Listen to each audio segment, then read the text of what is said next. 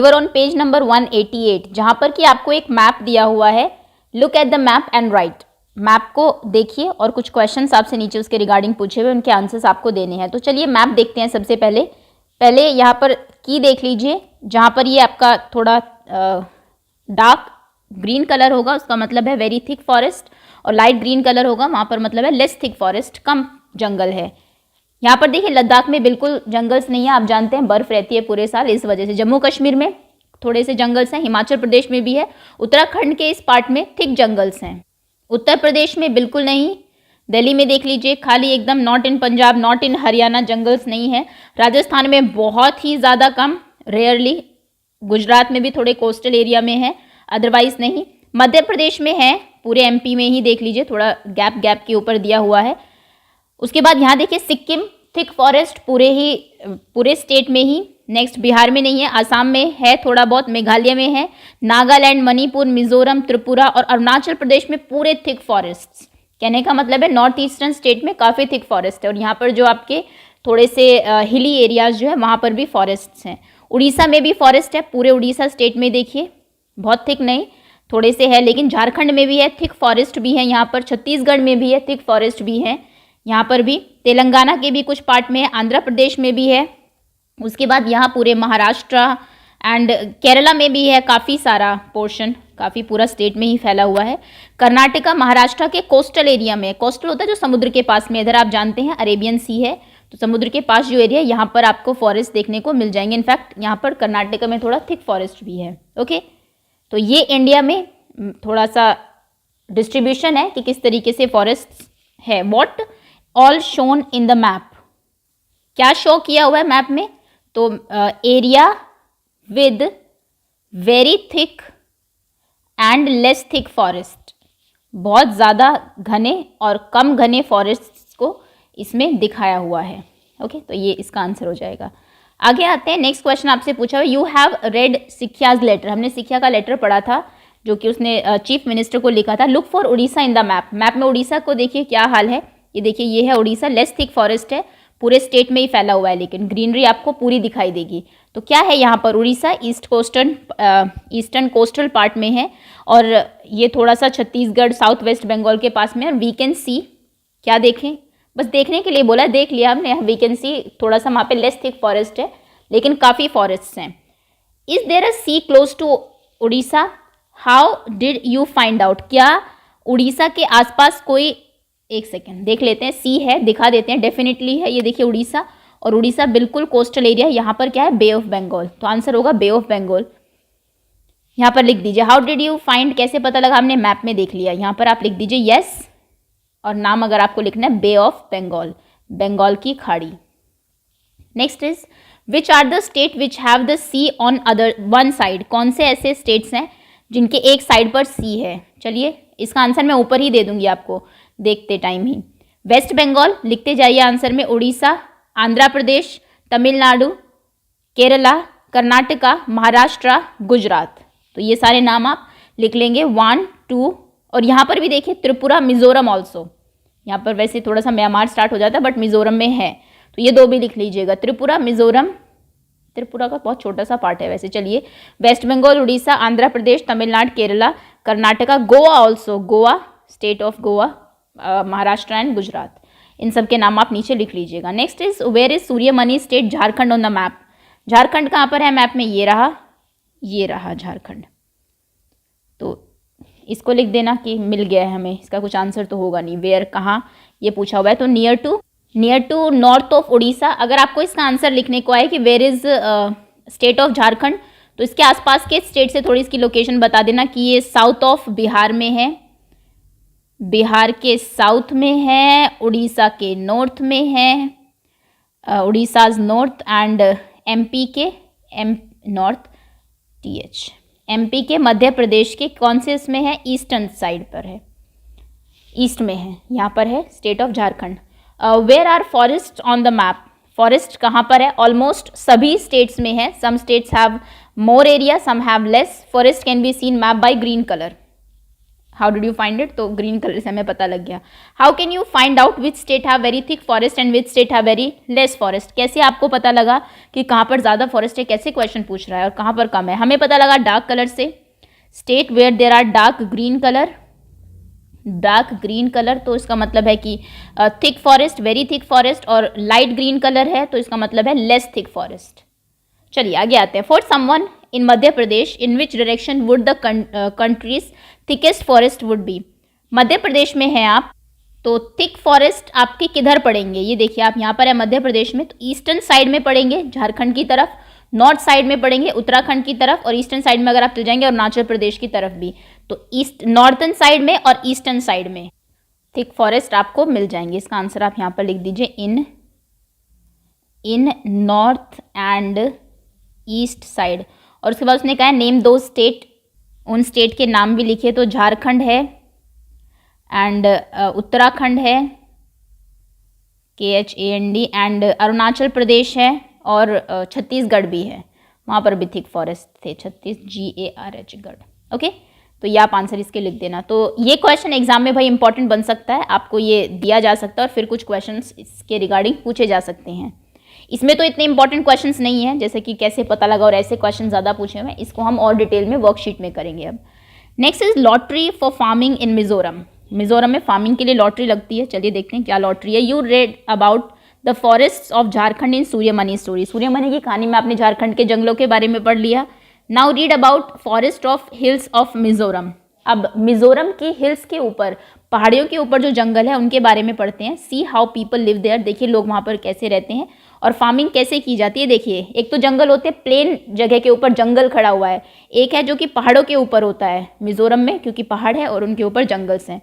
तो चलिए देखते हैं क्या है. Ding ding ding as soon as the school bell rang. जैसे स्कूल की बेल जो है बजती है, लावमटे आ डिंगी डिंगी माँ picked their bags and hurried home. Okay, 3 बच्चों के नाम देख लीजिए क्योंकि नॉर्थ साइड में थोड़ा सा डिफरेंट लैंग्वेज है तो नाम उसी उसमें होगा शायद से. एक का नाम है लावमटे आ डिंगी और डिंगी माँ. तीनों अपने बैग उठाती है और घर की तरफ दौड़ते हैं. ऑन देयर वे, रास्ते में, they stop to drink water from stream in a cup made of bamboo. एक बैम्बू का, बांस का बना हुआ कप था, वो उससे पानी पीते हैं, स्ट्रीम से, झरने से. विच वॉज केप्ट देयर, जो कि वहाँ पर रखा हुआ था पहले पानी पीने के लिए. Today not only the children, आज सिर्फ बच्चे ही नहीं, even Saima sir was in a hurry to go back. In fact Saima sir को भी जल्दी थी घर जाने की. Today there would be a special meeting of village council.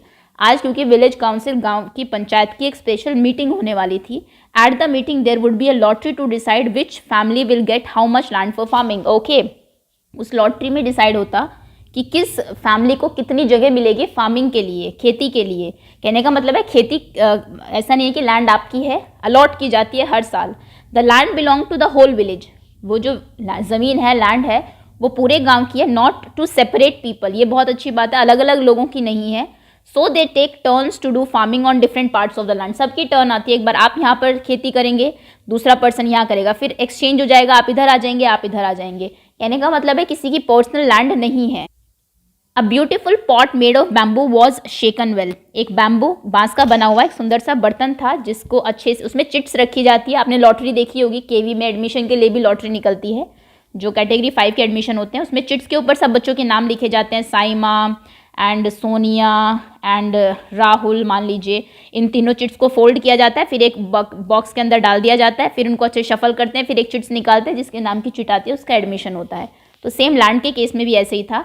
Bamboo के उसमें अच्छे से चिट को शेक किया गया, घुमाया गया, मतलब 1 चिट वॉज टेकन आउट, एक चिट निकाली गई. Saima sir family got first chance. Saima की सर की फैमिली को पहला चांस मिला कि वो कहाँ पर चूज करेंगे, कौन सी जमीन चूज करेंगे. He said I am happy that my family gets a chance to choose first. मैं बहुत खुश हूँ कि मेरी फैमिली को पहला चांस मिला है चुनने का. But this year we can not take more land. लेकिन इस साल हम और ज़्यादा ज़मीन नहीं ले सकते. Last year I have taken more. पिछले साल मैंने ज़्यादा ले ली थी. And was not able to farm it well. और मैं उस पर अच्छे से खेती नहीं कर पाया था, तो इसलिए इस साल ये ज़्यादा नहीं लेना चाहते. After my sister Jhiri got married and went away. मेरी जो बहन है झीरी, उसकी शादी हो गई, वो चली गई है. It is difficult to manage farming alone. अकेले खेती करना मुश्किल हो रहा है. पहले ज़रूर इनकी जो सिस्टर है वो इनकी मदद करा देती होंगी फार्मिंग में। Saima sir ask for 3 tin of land, तो उन्होंने 3 टिन लैंड मांगी। लिटिल मथीनी आस्क, छोटे मथीनी ने पूछा what is 3 tin of land, 3 tin of land क्या है, जैसे हमें भी नहीं पता। तो Chamui explain the land on which we grow 1 tin of seed is called 1 tin of land, जिसके ऊपर आप 1 टिन सीड बीज उगा सकते हैं उसको 1 टिन लैंड कहते हैं। जैसे हमारे यहाँ पर अलग अलग तरीके से लैंड मापी जाती है, एकड़ में मापी जाती है, बीघा में नापी जाती है, तो वहाँ पर टिन के अकॉर्डिंग नापी जाती है। इसको अंडरलाइन कर लीजिए, व्हाट इज 1 टिन आपसे पूछा जा सकता है, important line. 1 by 1 the village families got their piece of land for farming, और एक एक करके गांव के सभी लोगों को उनकी फार्मिंग की लैंड मिल जाती है। First question is what are the states around Mizoram, important question. Mizoram की बात हुई है, लैंग्वेज मिजो है वहाँ की। चारों तरफ कौन से स्टेट है, आप चाहो तो ऊपर मैप में देख सकते हो, अब मैं ऊपर नहीं जा रही हूँ, मैं बता देती हूँ सीधा आपको। मिजोरम के चारों तरफ है त्रिपुरा, असम ऊपर की तरफ है, एंड मणिपुर, ईस्टर्न साइड में मणिपुर है। ओके, वेस्टर्न साइड में त्रिपुरा, असम और मणिपुर, ये इसके चारों तरफ के स्टेट्स हैं। Next is Chamui said they measure land using tin, वो टिन को यूज़ करके लैंड को मेजर करते हैं। What are the other ways to measure land, और कौन कौन से तरीके हैं लैंड को मेजर करने के। एक तो यार्ड में लैंड मेजर होती है, एक स्क्वायर मीटर में होती है, मीटर, एक एकड़ में होती है, इतने एकड़ लैंड, एक बीघा में होती है, और एक आयरे में भी होती है। बहुत तरीके होते हैं लैंड को मेजर करने के, आप इनमें से कोई 3 भी याद रख पाए तो वो आप लिख सकते हैं, बीघा, एकड़, आयरे, yard, square metre. Returning from school, school से वापस आते टाइम बच्चों ने पानी पिया बैम्बू के कप में। What do you think would have made this cup, who do you think, आपको क्या लगता है कि ये कप किसने बनाया होगा। And kept it in the forest, और जंगल में इसको रख दिया, क्यों, तो ये कप बनाया होगा आदिवासीज ने, जो लोग जंगलों के प्रोडक्ट से बनाते हैं आदिवासीज ने बनाया होगा। और ये कप उन्होंने ट्रैवलर्स के लिए रखा होगा ताकि जो लोग जंगल से पास हो वो पानी पी ले। What could be done to save forest, जंगल को बचाने के लिए क्या किया जा सकता है। ये क्वेश्चन आपके एग्जाम पॉइंट ऑफ व्यू से जब रिटर्न एग्जाम होंगे वहाँ पर इंपॉर्टेंट हो सकता है, तो मैं 1 by 1 देखिए आपको पॉइंट्स बता देती हूँ। सबसे पहले तो आप क्या करेंगे, अफॉरेस्टेशन, ये बहुत इंपॉर्टेंट टर्म है। एक होता है डिफॉरेस्टेशन, डिफॉरेस्टेशन मतलब पेड़ों को काटना, एक होता है अफॉरेस्टेशन मतलब पेड़ों को फॉरेस्ट में उगाना। तो एक तो ये काम करते रहना है, पेड़ भले कट रहे हैं, कुछ बूढ़े भी हो जाते हैं, गिर जाते हैं, कईयों को हटाना पड़ता है, सूख जाता है, तो साथ साथ आप फॉरेस्ट में और पेड़ लगाते रहे, जो कि आदिवासी लोग बहुत अच्छे से करते हैं। नेक्स्ट है कंट्रोलिंग फॉरेस्ट फायर, आपने जनरली देखा होगा जंगलों में आग बहुत लगती है, फॉरेस्ट फायर्स, सूख जाते हैं पत्ते, उसके बाद थोड़ी गर्मी हुई, हीट से, किसी भी रीज़न से आग लग गई तो बहुत भीषण आग हो जाती है और कई जंगल जो है इस वजह से नष्ट हो जाते हैं। तो फॉरेस्ट फायर को कंट्रोल करना एक ये होगा। उसके बाद होगा कि जो वहाँ पर लोग रह रहे हैं उन्हीं को ही वो लैंड जो है, जो ज़मीन जो है, या फिर टेक केयर के लिए दे देना, giving the right to protect forest to Adivasis, Adivasi लोग जो है, आदिवासीज, उनको ये काम दे दिया जाए कि आप, ये अधिकार दे दिया जाए कि आप अब से फॉरेस्ट को प्रोटेक्ट करेंगे, इसकी चीज़ें यूज़ कर सकते हैं लेकिन जंगलों को काटना नहीं है।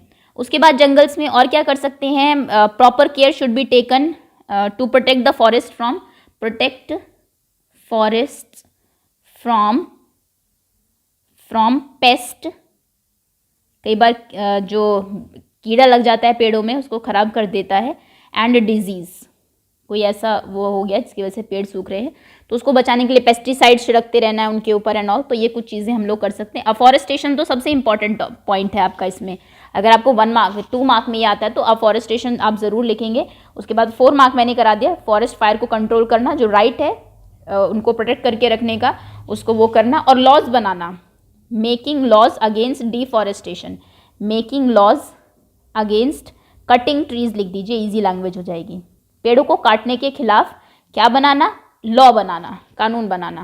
ओके, चलिए 5 पॉइंट्स हो गए। 5 नंबर का क्वेश्चन आपका प्रिपेयर हो गया। ये क्वेश्चन इंपॉर्टेंट है, अगेन आई एम सेइंग, आपसे एमसीक्यू में तो नहीं पूछा जाएगा लेकिन जब रिटर्न एग्जाम होगा उसमें ये इंपॉर्टेंट है। Next is zoom cultivation, very very very important topic.